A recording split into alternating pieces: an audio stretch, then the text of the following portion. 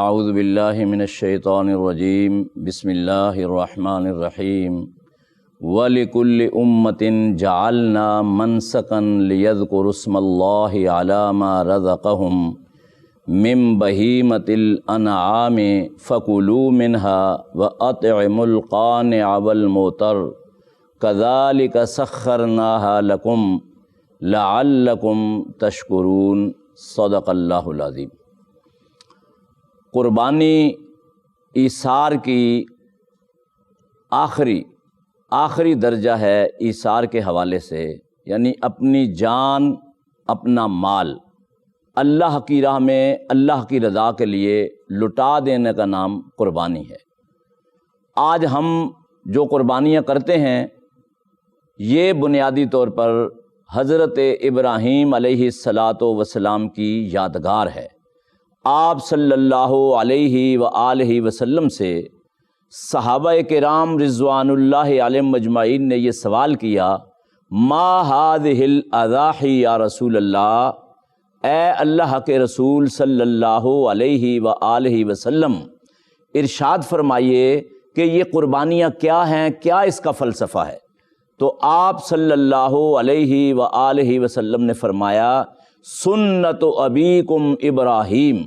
یہ آپ کے جد امجد ابراہیم علیہ السلام جو تمام مذاہب کے مشترکہ پیغمبر ہیں ان کی سنت اور ان کا طریقہ کار ہے۔ تو صحابہ کرام رضوان اللہ علیہم مجمعین نے پھر اجر و ثواب کے بارے میں سوال کیا کہ اللہ کے رسول صلی اللہ علیہ وسلم یہ فرمائیے، ما لنا فیہا، کہ ان قربانیوں سے ہمیں کیا ملے گا، کیا اجر و ثواب ہمیں عطا ہوگا؟ تو آپ صلی اللہ علیہ وآلہ وسلم نے فرمایا کہ بِكُلِّ شَارَةٍ حَسَنَةٍ، قربانی کے جانور کے جسم پر جتنے بال موجود ہیں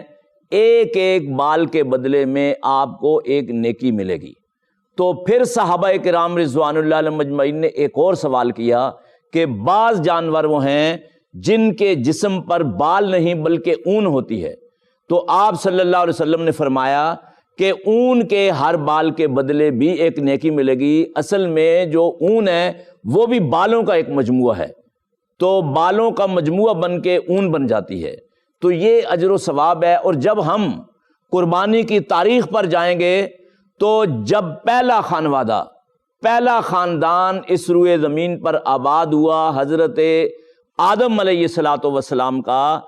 تو اس پہلے خاندان میں حضرت آدم علیہ السلام کے 2 بیٹوں سے قربانی کا رواج شروع ہوا، اس طرح کہ ایک مسئلے میں دونوں میں اختلاف رونما ہو گیا۔ اب دونوں میں سچا کون ہے، یا دونوں میں سے حق پر کون ہے، دونوں میں سے راہ راست پر کون ہے، اس کو جاننے کے لیے انہیں یہ کہا گیا کہ وہ قربانی کریں۔ اور اللہ رب العالمین نے سورہ مائدہ میں 6 پارے میں اس بات کو بیان فرمایا، وَاتْلُ عَلَيْهِمْ نَبَأَ ابْنَيْ آدَمَ بِالْحَقِّ إِذْ قَرَّبَا قُرْبَانًا فَتُقُبِّلَ مِنْ أَحَدِهِمَا وَلَمْ يُتَقَبَّلْ مِنَ الْآخَرِ۔ فرمایا کہ اے اللہ کے رسول صلی اللہ علیہ وسلم، آپ اپنی امت پر آدم علیہ السلام کے 2 بیٹوں کی قربانی کا واقعہ پڑھ دیجئے، انہیں بتا دیجئے، انہیں سنا دیجئے کہ دونوں نے قربانی کی۔ اب ایک کی قربانی منظور ہو گئی اور ایک کی قربانی نامنظور ہو گئی۔ اب جو اگلا واقعہ ہے اس کو چھوڑ کر یہ ہمیں جاننا چاہیے کہ حضرت آدم علیہ السلام کا کنبہ قبیلہ پہلا اس روئے زمین پر آباد ہونے والا خاندان تھا، اور اس پہلے خاندان سے قربانی کا سلسلہ شروع ہوا۔ اب اس کے بعد جتنے پیغمبر بھی آئے، یا جتنی امتیں آئیں، یا جتنی ملتیں روئے زمین پر آباد ہوئیں، ان کے متعلق رب العالمین کا فرمان ہے، وَلِكُلِّ أُمَّةٍ جَعَلْنَا مَنْسَكًا، کہ ہم نے ہر امت کے لیے قربانی کا سلسلہ رکھا۔ اب ایک قربانی تو یہ ہے جو ہم جانوروں کی صورت میں کرتے ہیں، لیکن جب ہم اس کائنات کا جائزہ لیتے ہیں تو حیرانگی ہوتی ہے اس بات پر کہ ہر چیز میں اللہ نے قربانی کا جذبہ رکھ دیا ہے۔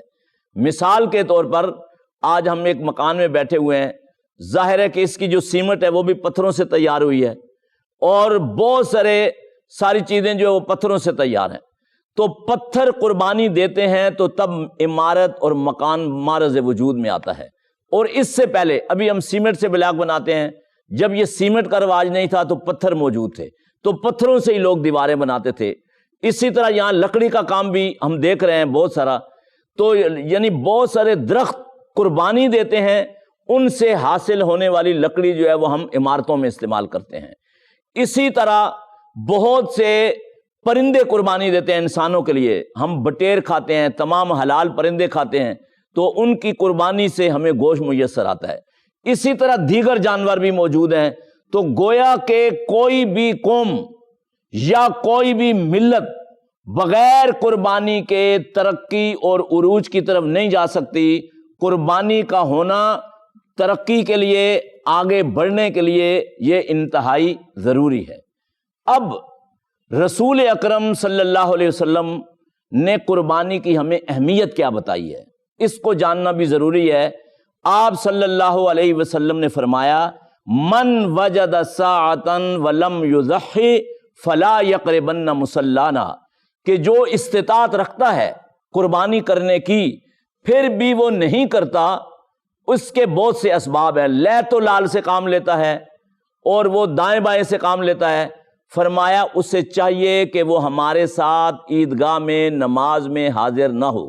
مقصد یہ ہے کہ اگر قربانی وسعت کے باوجود، استطاعت کے باوجود جو بندہ قربانی نہیں کرے گا اس کی نماز بھی قبول نہیں ہوگی۔ اب قربانی کا جو جانور ہے اس کی جسامت کیسے ہونی چاہیے؟ تو رسول اکرم صلی اللہ علیہ وسلم کا فرمان ہے، عظموا ضحایاکم فإنہا علی الصراط مطایاکم، کہ آپ قربانی کے جانور موٹے تازے حاصل کرو، موٹے تازے جانوروں کی قربانی کرو، کیونکہ پل صراط پر چلتے ہوئے آپ کے پاس جب کوئی ذریعہ سواری کا نہیں ہوگا تو یہ جو قربانی کے جانور ہیں یہ آپ کی سواری کے کام آئیں گے۔ اور کون سے جانور یا کون سے جو عیوب ہیں، عیب ہیں، کمزوریاں ہیں، اس میں ان جانوروں کی قربانی نہیں کرنی چاہیے۔ سب سے پہلی چیز جو قربانی کے لیے جانور میں ضروری ہے وہ اس کا 2 دانت ہونا ہے، یعنی اس کے یہ سامنے کے جو 2 دانت ہیں یہ ٹوٹ کر 2 نئے دانت نکل آئیں۔ تو مختلف جانور مختلف عمروں کے اندر 2 دانت کو پہنچتے ہیں، مثلا بکرا یا دمبا یہ 1 سال سے زیادہ ہو جائیں تو یہ 2 دانت کو پہنچتے ہیں، پھر گائے ہے، اونٹ ہے یا اس طرح کے جانور ہیں، ان کی مزید یعنی کہ کئی سالوں میں وہ جا کر پہنچتے ہیں۔ تو پہلی شرط یہ ہے کہ 2 دانت جانور ہوگا تو آپ اس کی قربانی کریں گے، اگر وہ 2 دانت نہیں ہوگا تو اس کی قربانی نہیں ہو سکتی۔ ہم جب مویشی منڈی میں جاتے ہیں تو جو جانوروں کے بزنس مین ہیں، کاروباری جانور سیل کرنے والے، آپ ان سے پوچھیں جناب یہ 2 دانت ہیں، کہتے ہیں یہ پورے دانت ہیں، یعنی 2 دانت ابھی ہوا نہیں، لیکن وہ اپنے مال کو سیل کرنے کے چکر میں اس مقدس عبادت کے حوالے سے بھی جھوٹ بولتے ہیں، لہذا ہمیں چاہیے کہ ہم ان چیزوں کا خیال رکھیں۔ اسی طرح دیگر جو عیب ہیں، کمزوریاں جس وجہ سے قربانی جانور کی نہیں کرنی چاہیے، تو آپ صلی اللہ علیہ وسلم نے 4 بنیادی باتیں ہمیں بتائی ہیں۔ پہلی بات یہ کہ العرجاء بین ذلها، وہ جانور جس کا لنگڑا پن ظاہر ہو، یعنی لنگڑا کر پاؤں سے چلتا ہو، تو اس کی قربانی نہیں کرنی چاہیے۔ دوسرا، وہ جانور جس کی ایک آنکھ خراب ہو، جسے ہم بھینگا کہتے ہیں، یا بغیر وہ آنکھ کے ہو تو اس کی بھی قربانی نہیں ہوگی۔ تیسری بات جو رسول اکرم صلی اللہ علیہ وسلم نے فرمائی کہ جس جانور کا سینگ ٹوٹا ہوا ہو یا جس جانور کا کان آدھے سے زیادہ یا آدھا کٹا ہوا ہو اس کی قربانی بھی نہیں کرنی چاہیے۔ اور ایسے ہی ایک اتنا دبلا پتلا کمزور ترین جانور جس کی ہڈیاں بھی جسم میں نظر آ رہی ہیں، تو آپ صلی اللہ علیہ وسلم نے فرمایا کہ اس کی قربانی بھی نہیں کرنی چاہیے۔ اب صحابہ کرام رضوان اللہ علیہم اجمعین، ان کا ہم طریقہ کار قربانی کے حوالے سے اگر جاننا چاہتے ہیں تو وہ یہ ہے کہ کوئی بھی صحابی ایسا نہیں تھا غربت کے باوجود کہ وہ قربانی نہ کرتے ہوں، بلکہ رسول اکرم صلی اللہ علیہ وسلم نے حجۃ الوداع کے موقع پر 1 2 نہیں 100 اونٹوں کی قربانی کی تھی، 100 اونٹوں کی، جن میں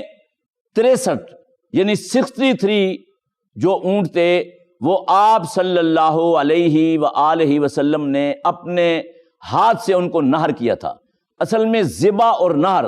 اس میں تھوڑا سا فرق ہے۔ ذبح تو وہ ہے کہ آپ چھری سے کاٹ دیتے ہیں،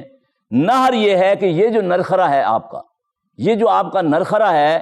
اس نرخرے میں آپ جو 2 دھاری جو چھری ہوتی ہے تلوار نما یا خنجر نما، یہ آپ لگاتے ہیں، یہ نہر کرنا ہے۔ اور نہر جو ہے وہ ذبح کرنے کے مقابلے میں بہت ہی آسان ہے، اور جانور جو ہے آپ کا جو اونٹ ہے جسے آپ نہر کر رہے ہیں وہ 1 2 منٹ میں زمین پر گر جاتا ہے۔ پہلے لوگوں کی سمجھ میں یہ چیز نہیں آتی تھی اور نہر کا سلسلہ نہیں تھا، لیکن